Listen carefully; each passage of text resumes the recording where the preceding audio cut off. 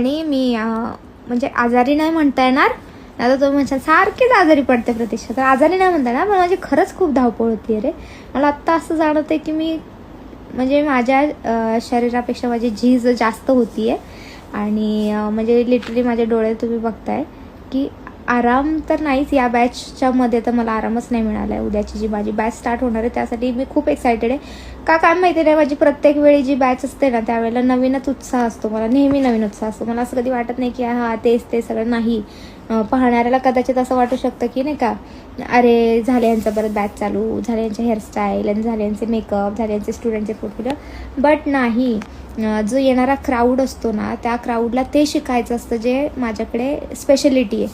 त्यामुळे मला त्या गोष्टी रिपीट होईना त्या त्यांच्यासाठी शिकवाव्याच लागतात. आणि पाहताना जरी तुम्हाला असं वाटलं की ते त्या गोष्टी सारख्या होत आहेत, कारण की ते काळाची गरज असते, त्यांना शिकण्यासाठी गरजेचं असतं. सो मी नेहमीच एक्सायटेड